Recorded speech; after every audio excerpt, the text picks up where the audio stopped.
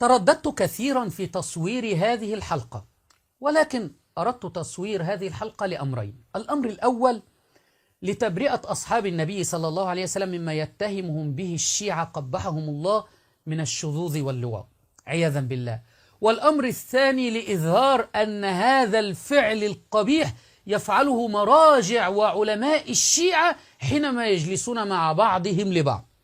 كثيرا ما نرى في منتديات وصفحات وقنوات الشيعة يتهمون الصحابة بالشذوذ عياذا بالله. وحينما دققت في هذا الأمر وبحثت في كتب الشيعة وفي مقاطعهم وفي قنواتهم وجدت أنهم يفعلون هذا الأمر، يعني هذا العيب فيهم فيتهمون به الغير. وكثيرا ما ترى أي أحد يرد على الشيعة يقولون رامي عيسى بيفعل به كذا، وكثيرا يرفعون مقاطع فيديو بهذه العناوين، وأن رامي ذهب إلى تونس وحدث فيه كذا، وأنا والله ورب الكعبة لم أذهب إلى تونس قط.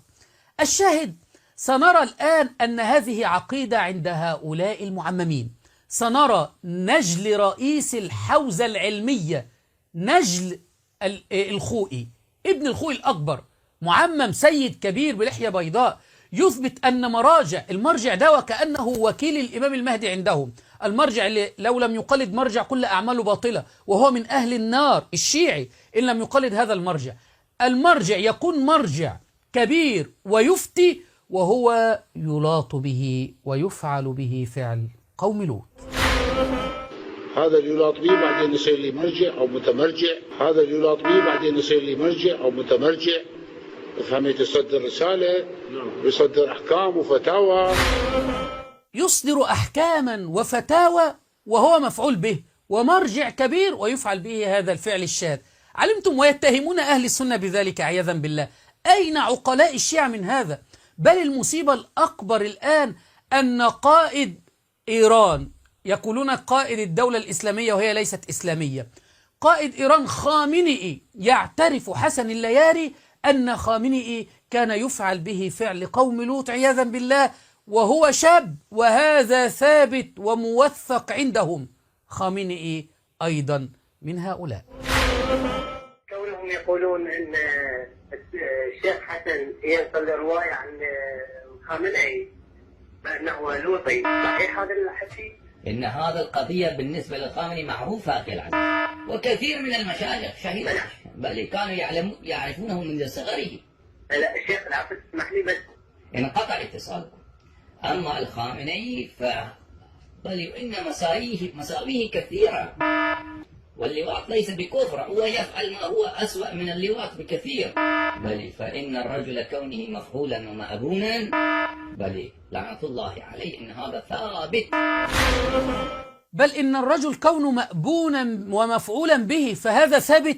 سمعتم كلام حسن اللياري؟ ثابت إن القائد الدولة الإسلامية كما يقولون قائد إيران كان يفعل به فعل قوم لوط، ويتهمون عمر رضي الله عنه ويتهمون أصحاب النبي صلى الله عليه وسلم.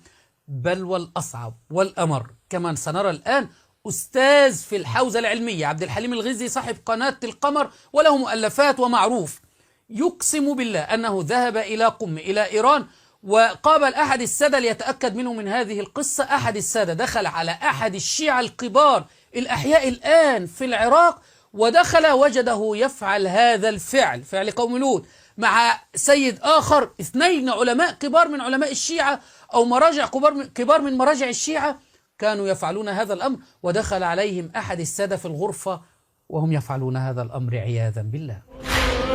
قد رأيت شيخ فلان يلوط بشيخ فلان في المدرسة الفلانية في النجف. شيخ فلان هذا الذي يلوط الآن شخصية معروفة في بغداد من شخصيات الحكومة العراقية، وكان شخصية هناك أيضا حينما كنا في قم. قلت له هذا هكذا أخبرني عنك. قال لي إيه؟ قال لي أنا دخلت إلى الغرفة وكان شيخ فلان يلوط بشيخ فلان ووقفت عليهما، فأنا سألته على طريقة الآخوندية، قلت له سيدنا أنت رأيته يدخل فيه كإدخال الميل في المكحلة؟ قال لي شيخنا يا ميل يا مكحلة.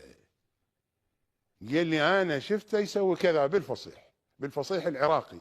قال لي أنا شفته يسوي بي كذا، ومع كلام لا أستطيع أن أقوله في الفضائية. قال لي يا وين السولف أنت يا مين يا مكحلة. وهذا الفاعل شخصية معروفة وله علاقة بمرجع كبير. والله إذا أذكر لكم اسم المرجع ستكذبونني.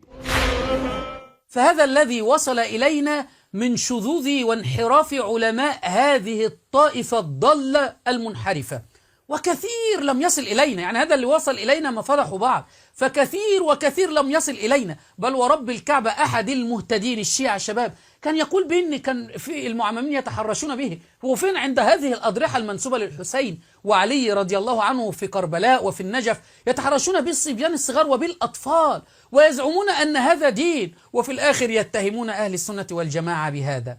أين عقول عوام الشيعة؟ هل تأخذون دينكم من هؤلاء الشواذ؟